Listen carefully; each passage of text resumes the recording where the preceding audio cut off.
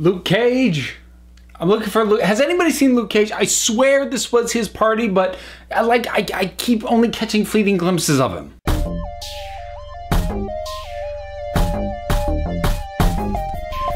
So, Luke Cage Season 2, I have finished it, and I don't entirely know how to assess this. I personally am disappointed, having finished off the second season. However, I can't say that what I don't like about it is actually necessarily bad. And this is another one of those cases where I've slept on it and kind of spent the last 24 hours or so thinking and rethinking this through, trying to justify, you know, my feelings on it and going, maybe I can't, or at least not fully. So if you couldn't guess from my sort of opening joke there, my big issue with this is doesn't really seem to be about Luke Cage. Like, very much at all. He feels as much the main character of this as Bilbo Baggins did of the Hobbit trilogy of films. So, and to a certain extent, I almost feel like the show knows this because, spoilers, just let me say that now, because like later on towards the end, they had like Mariah and other characters talk to him like, this all started with you, this whole thing is your fault, and I'm looking at the screen going, no it's not, because what's moving the plot is this vendetta that Bushmaster has against the Stokes family that he's taking out on Mariah specifically. Luke Cage didn't instigate that. Arguably, Luke Cage's presence, you know, is why Cottonmouth's not currently in power. But, you know, because trying to take out Luke was what kind of got him unstable and led to a lot of what happened in the first season. But Bushmaster's not here because Cottonmouth's gone. Bushmaster's here to take out a vendetta. If Cottonmouth was here, he'd still be doing it. He'd just be taking on both him and Mariah instead of just Mariah. So the show trying to justify Luke's name being the title came across as really weak. So, I mean, like, seriously, how much does Luke actually impact this plot? He impacts a couple of key points. He does rescue Mariah once, but it's something that he stumbles into. He teams up with Bushmaster, but I get the feeling that Bushmaster, considering that he was saved by Mariah's daughter, by Tilda, that Luke wasn't even going to be necessary for Bushmaster to be able to do his thing. Luke just kind of like held him back a little. Like the whole thing, it feels like they tried. I've never seen Empire, but it feels like they were trying to like mash up Empire and like Game of Thrones, like the Lannisters or something, and make it this big ensemble thing, which in and of itself isn't a horrible story to tell. It's just not Luke Cage. And I'm not saying you can't have a strong supporting cast and like all this other stuff going on, but Luke needed to be either the focus of more characters or the primary driver of the plot. And he was neither. He was more just a thorn in the side of both Mariah and Bushmaster, and or an ally to them briefly at various points. Neither of these villainous characters are actually truly focused on Luke Cage. He's just kind of there. And Luke is not the primary plot mover. Like, as I said, he comes in, he does a couple of key things, but he's pulling supporting role weight at best. But having said that, as I mentioned, it's not a bad story of familial revenge and you know, sins of the past coming back to haunt and things like that. It's fairly decently done. So if you're willing and you're prepared to make that shift and accept that Luke is not actually the main character of this, then it's pretty good. But like for me, that's something that I couldn't get over because I really like Mike Colter in this part. And it's funny, somebody actually commented on my last video reviewing this, saying like, I'm starting to doubt that he can carry a show himself. I found that an odd criticism because I don't doubt that because they didn't let him carry it. But I really wanted him to be front and center. I wanted him to be the main thing. Except that I say that, and at the same time, a lot of the stuff that focused on Luke was some of the weaker stuff. Part of that is the writing because, like I said, he's being jerked around by the plot and doesn't actually have a ton of agency of his own. But beyond that, when it focused on him, it focused on weird things. Like the whole thing with his father. Now, I like the actor who played his father. I like him a lot. He passed away recently, which was unfortunate. But he doesn't do a lot to the plot, especially considering that, you know, Luke keeps bringing up in a very vague sense the whole Diamondback thing from before, but it's just something that gets mentioned.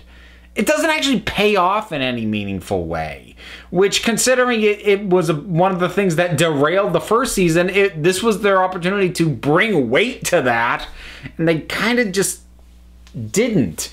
And the whole thing with Luke, like, now he's got anger management issues, which that kind of came out of nowhere. And a lot of great characters get the short shrift.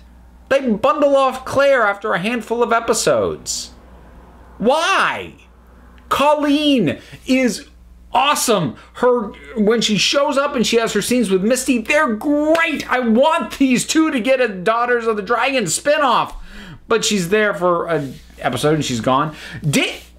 Here's words I never thought I'd say. Danny Rand was good. Because his chemistry and his rapport with Luke, these two actors are good. And to be honest, the actor who plays Danny seems to have gotten better at the fight scenes. He seems to have gotten better at selling the physicality and the fluidity of it. So that worked a little bit better.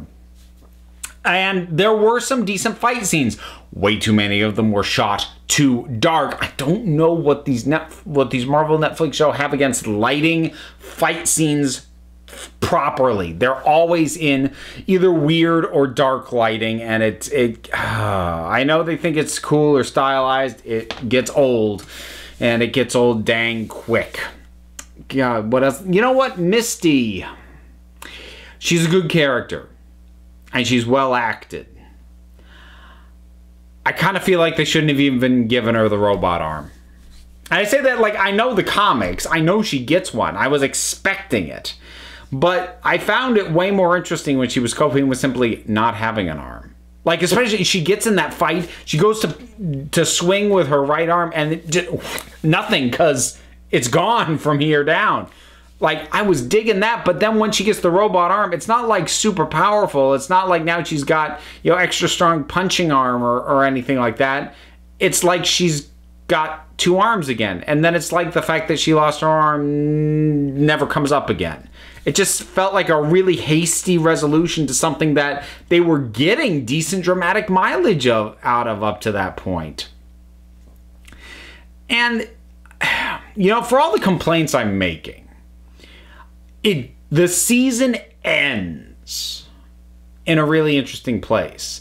And what it sets up to supposedly be the next season in terms of where Luke is, especially, could be really interesting. However, the way they left things at the end of the first season leading into this one also looked like they could have been really interesting. I had really been looking forward to seeing Mariah embrace the criminal life. And they just keep having her on the back foot, get cocky and go crazy. Like, she didn't feel like a threat because she just never felt like she had a grip on what was going on. And then Bushmaster felt like a threat, but like I said, he didn't really care about Luke. He was focused on Mariah. Shades worked pretty well. Actually, I think in a lot of ways that he was almost the emotional core of the story. Maybe him and Tilda. Not like together. They had almost no scenes together. But like as characters, I think for me at least, they felt like the emotional core of the story. And I mentioned before Shades and Comanche, that scene, and I like that that wasn't just one scene in an earlier episode. I like that there was proper weight and depth and meaning given to that decision. And actually, I would call it one of the better instances of LGBTQ representation in terms of the way in which it's integrated into the story, because this is a case where his having, at least at some point in his life, have a same-sex relationship is not tossed off as a, oh, by the way, just so you know, this character's like that. It's important. It's important to his relationships and his function in the story and the way he interacts with other characters. It's actually really well done, and that's going to go on my list of good examples. But I keep coming back to the fact that I wish they could have named it something other than Luke Cage. And at this point, I kind of would prefer if they hadn't done a season 2 of Luke Cage, and I'm really not looking forward to a season 2 of Iron Fist, and they just done Heroes for Hire. Pair the two of them together. Because like I said, they work well together. And inside, you know, it almost feels like they came up with what they wanted to do for season 3, and then reverse engineered the stuff that had to happen in order to allow for that. Like, okay, well, if we're gonna have season 3 do this, then we got to be sure that Mariah gets taken down. How do we do that? You know, let's get Misty her arm back and get her back on the force. How do we get all this? And I don't know. I'm trying to figure out how this panned out the way it did. It's not bad. It's not what I wanted, which is, look, I'll be completely honest, it's kind of a BS criticism. Because it's not reflective of the quality of the piece. It's reflective of my baggage and how it met or failed to meet my hopes and expectations. But given that the name of the show is Luke Cage, I don't think expecting him to be more central, to be that much of an out there expectation. I don't know, maybe I'm nuts. I'm sure folks will tell me if they think I am. So, Luke Cage, it's not bad for a second season. It's certainly more consistent than season 1 did, because season 1 took a nosedive halfway through. This didn't. It just didn't really rise up particularly high, and it was probably a few episodes too long. There's a lot of filler. There's a lot of sort of back and forth, and we spent a lot of time in the same locations. The show started to feel almost claustrophobic, because it's actually got a decent variety of locations, but for how frequently we keep going back to the club, the police warehouse, the barber shop, and we just keep going to these places over and over and over and over and over again for scene after scene after scene after scene. It made the show feel small when the show was trying to branch out and expand and feel bigger.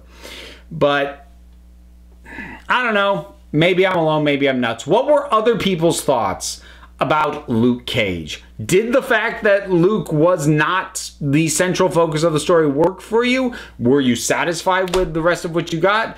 Did you actually feel that Luke was more central to the thing than I'm giving him credit for? Whatever your thoughts are, drop something down in the comments. Let's talk about it. There's all the stuff to do, so just like and subscribe and buy a t-shirt and follow me on Twitter and all sorts of other stuff, all of which is linked down in the description. So until next time, this council is adjourned.